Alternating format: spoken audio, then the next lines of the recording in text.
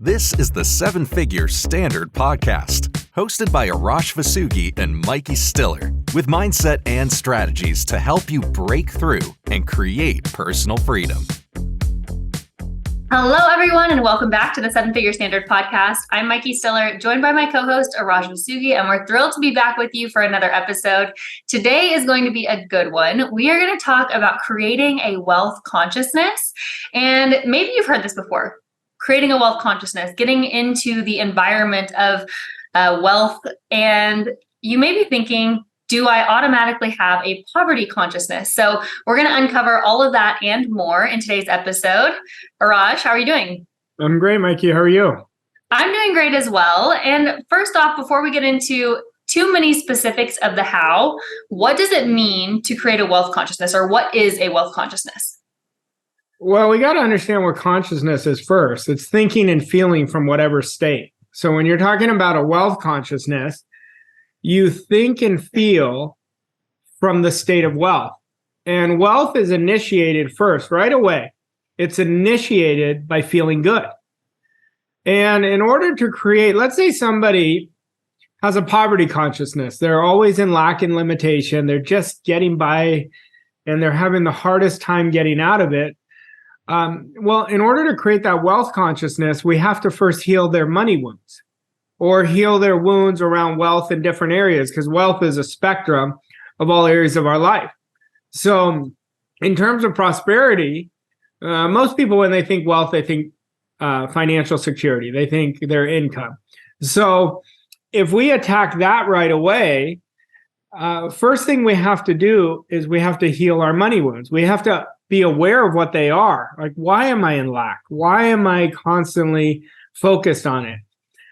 For me, this is part of my philosophy I changed a long time ago when I was from a poverty consciousness and then created a prosperity consciousness and a wealth consciousness.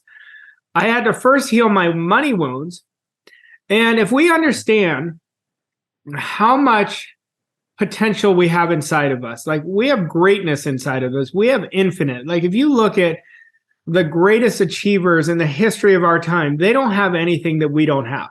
For every individual, our job is to bring it out of us. And I think if you're struggling, and this is no judgment because I struggle, if I go back 15, 18 years ago, I was really struggling. I think I wasn't aware. I wasn't thinking in a certain way. I didn't have goals. I didn't understand how to set and achieve goals. So I was operating with a poverty consciousness, which I consider a mental disease. We're not born to lose. We're born to win. And I look at our life, and this is my philosophy. If you like it, adapt it. But I believe the purpose of our life is to create the life how we really want to live.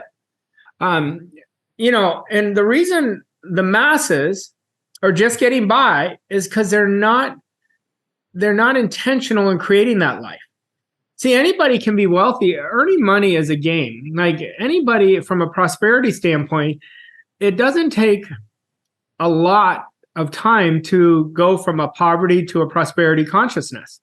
But it takes a lot of effort. It takes a lot of changes. So you've got to be willing to release the old patterns of behaviors, the old thought patterns, the old programming to create it.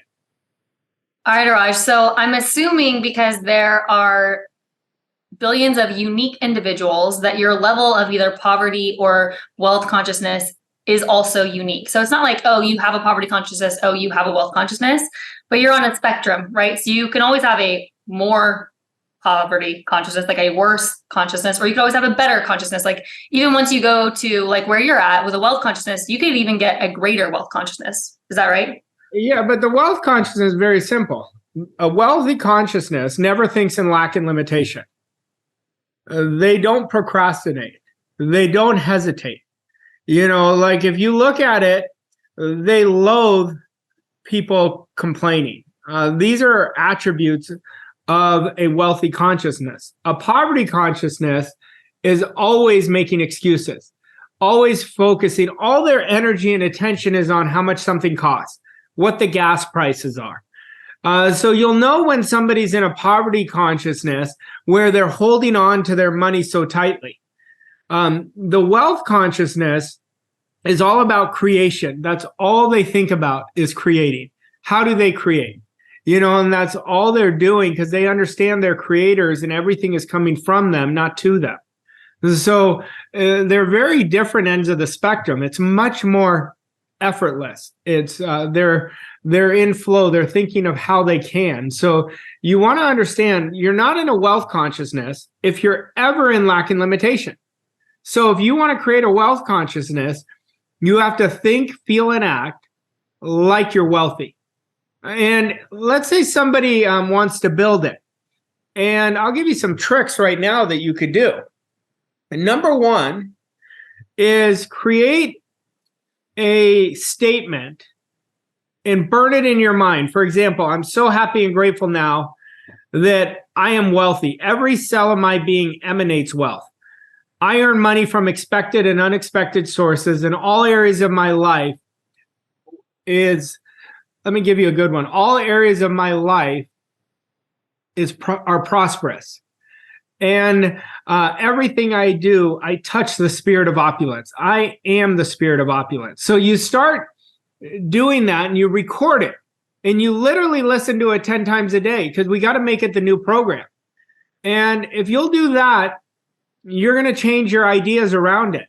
And then you're going to start seeing the repetition of doing it is going to start changing your actions over a few months, and keep saying it. Keep burning that idea in your mind.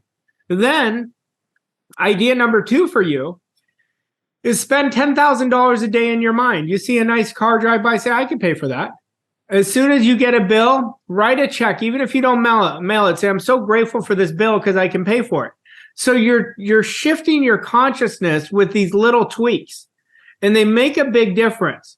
A poverty consciousness, and I'll have a lot of people who ask me this. I think being cheap is very expensive.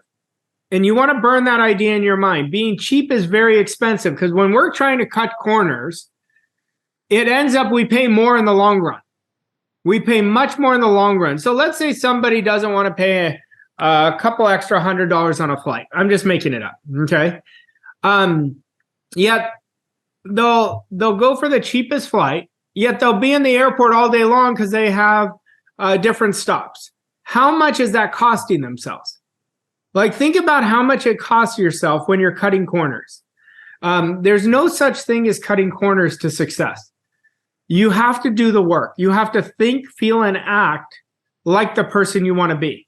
And you really want to take this seriously because if you think you're going to get there cutting corners, you're gonna have a rude awakening. So Raj, if someone's listening to this and they're thinking, okay, I can now identify that I may have some poverty consciousness going on. You just gave 2 amazing steps, right, for how they can move over to wealth consciousness. Let's say that they realize that they've slipped up either in the middle of their day or maybe it's a week and they're like, you know what, I'm back to operating with poverty consciousness. What is something they can do to get back on track to make that wealth consciousness a habit, a long-term habit? They have to bombard their mind with wealth. That's the only way they're going to do it. You're going to slip up. That's part of the program. Anytime we're aspiring for something far greater, our program tries to get us to slip back right away. So they've got to be very intentional, and they've got to give themselves grace and get back to thinking, feeling, and acting like the wealthy, like if they were wealthy. Go in an environment. Let's say they go to a nice affluent area in their neighborhood and just get a cup of coffee there and just take it in, feel it. Go test drive a nice car. And when you're in that car, feel it. Feel like you already have it. These are, I know they sound like woo-woo. They're not. They really work. I had to do this. I've taught so many people how to change their relationship with wealth. But you have to consciously replace it. This is generational programming from their family. That's where it comes from. So if somebody can be the outlier, they can change that right away. And then at the very beginning of the call, you mentioned how a prosperity or wealth consciousness affects every area of your life. Of course, we're talking more specifically about financial wealth today. However, can you have a wealth consciousness in one area of your life, say finances, and then a poverty consciousness in another area of your life, like relationships or health? Yeah, you can have them, but that's not a wealthy person. See, wealth is an accumulation in all areas. And so what you're saying is, I'm stronger in this area. I'm more confident in this area, so that's easier for me. Let's say somebody's super fit, but they're really struggling financially. They have a health consciousness, not a wealth consciousness. Let's say a sales professional is just selling by the law of averages. Well, they don't have a sales consciousness.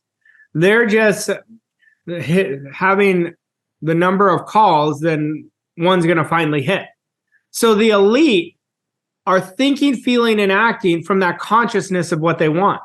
Now, I believe personally around I think financial freedom is one of the worthiest goals that anybody can set for themselves because of what it makes of them, the type of disciplines that it's going to require, the type of service that it requires. See, there's two sources of supply, and there's our income and our contribution. So if somebody is more obsessed with their income, their contribution is going to drop. You want to see yourself already at the income, experiencing what you'd experience in your mind at the income, but you want to put all your energy on contribution. That's the greatest source that's going to activate the greatest prosperity in one's life. It's all about, and wealth is about enriching the most people. The person who serves the most is going to create the most. Okay. And then you also mentioned money wounds. Does everybody have money wounds?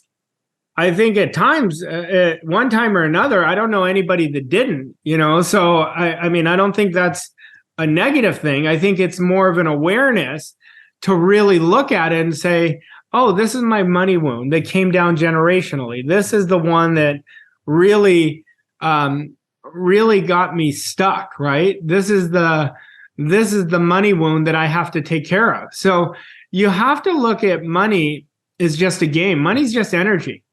And if you have a bad relationship, you criticize it, it's going to go the other way. So we have to understand money. See, I believe everybody can create their own economy, exactly how they want it to be, but they have to define what their own economy means. And they have to understand the law of compensation.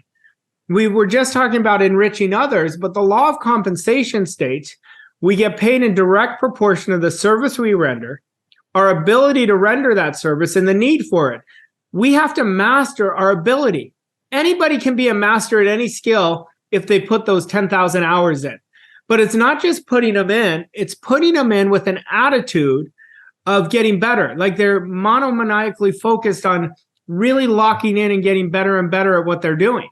So when they do that, that's when their consciousness is going to change around wealth.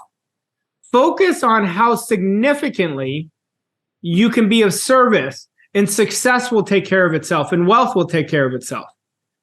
But what's happening for people, they're letting everything on the outside disturb them, so they get stuck. Our thoughts are a currency. That's what I mean by consciousness. What is the currency of your thoughts? You could look at, do I have a positive mental attitude or a negative mental attitude? Poverty consciousness, the people in poverty consciousness are always focused on what's missing, what they don't have. And here's a big one. Do not criticize anybody who has wealth. Bless them. Anything we criticize grows wings and flies away. Money is very shy and timid. It has to be attracted. And so we have to get on the frequency of it. And so we have to really develop that consciousness, and then it's going to start flowing. And it will flow once you focus on service. So good. Oftentimes, whenever you talk about money wounds, you talk about purifying your heart. Will you talk about that for a second too, just because I think it's so helpful? Yeah. So any form of scarcity is going to block us. So that could be anger, that could be lack of forgiveness, that could be jealousy, suppressed emotions. So we want to purify our heart so we can let the energy flow freely. I'm one of the most forgiving people you'll meet. It doesn't mean I let people off the hook, but I forgive them because that happened in the past. And every time I forgive somebody, I purify my own heart. And so I recommend you purify your heart. And the more you do it, the better it gets for you. And the more you're going to learn. But I love the quote by Wallace Wattles. He says, the riches you receive will be in exact proportion to the definiteness of your vision. So we have to know where we're going. The vision gives us a direction. The fixity of your purpose, you're locked in on your goal. The steadiness of your faith. What is faith? It's our highest attitude. And the depth of your gratitude. What is gratitude? It's the vibration of abundance.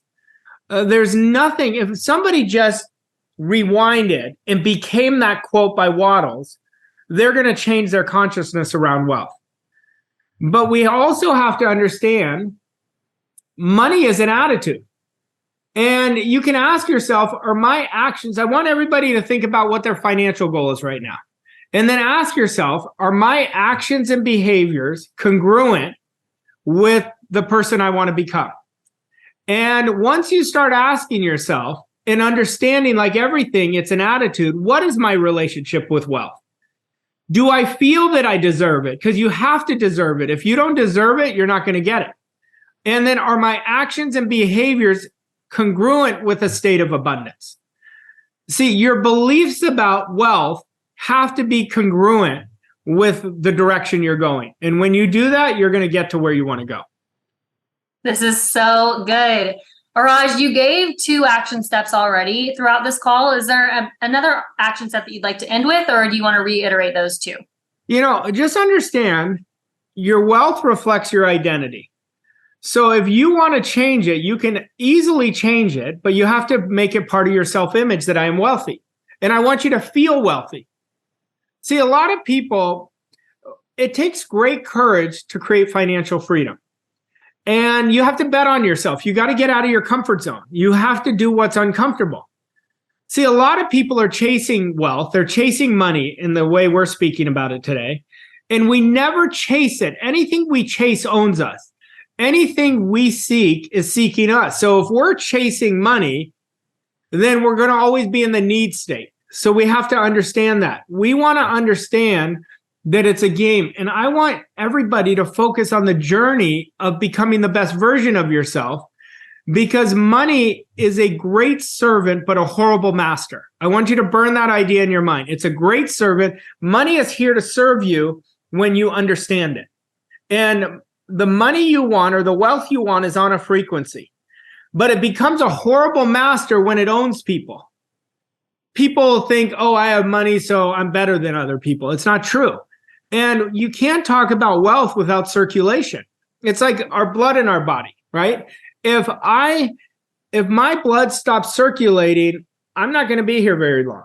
Well, it's just like wealth. Every time you pay for something, I want you to see it coming back to you 10 times. Every time you let it go, it's coming back to you 10 times. Don't hold it. Don't hoard it.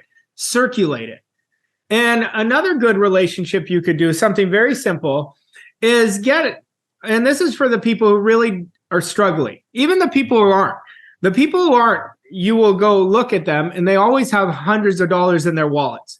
But if you're struggling right now, go to the bank, get $100, put it in your wallet or your purse. So every time, and don't spend it. Your subconscious mind's going to see you always having money, and that's what you want to do. And the more you see it, the more it's going to come to you. Money is always there for you. How much of it you have is going to be based on your philosophy. So let me give you some attributes that I want you to really look at. A poverty consciousness causes a person to see, feel, and hear lack and limitation. Is that you? Ask yourself. Lack and limitation is all they talk about because that's all they think about. Their thoughts, feelings, and actions are the seeds they're sowing. And a wealth consciousness is completely different. You cannot attract money when all you're thinking about is, I don't like what I'm earning. What you think about is always growing. It's always expanding. If you are unhappy with having a lack of money, that's what you're going to act upon. So we want to understand this. A person with a wealth consciousness demands abundance, knows it's their birthright. They act on ideas. They take full responsibility for all their results in their life. They're aware there's an unlimited supply. There's not just, oh, if that comes to me, then somebody else isn't happening. We live in an unlimited supply. We live in an abundant universe. They loathe, and I want you to burn this idea in your mind, they loathe lack and limitation, and they're always circulating money. So those are the key attributes. And just remind yourself, abundance is always generated by how you think and feel. Think and feel like you're already wealthy. And if you do that, you're gonna change the story. You're gonna rewrite the story. And so that's what I encourage you to do. And I encourage everyone to set a big goal. We're coming into 2024. To me, it's always about net worth. What is your net worth goal? And keep building your image around wealth around that. Raj, this has been such a good episode. I can't wait for all of our listeners to create or enhance their wealth consciousness. This is an episode that was highly requested. So if you enjoyed it, go ahead and leave us a rating and review. Share this with your friends and family to help us reach more people with the 7-Figure Standard podcast. And we'll see you next week with another episode. Thanks, Raj. Thanks, Mikey. Thank you for listening to this episode of 7-Figure Standard. We hope you found the insights and strategies helpful on your journey to success. If you enjoyed this episode, please leave us a rating and review on your favorite podcast platform to help us reach more people like you. To learn more about Arash and Mikey and how Voss Coach & Co. can help you achieve your goals and reach new levels of success, visit vosscoachandco.com. Thank you again for listening, and we'll see you on the next episode of 7-Figure Standard.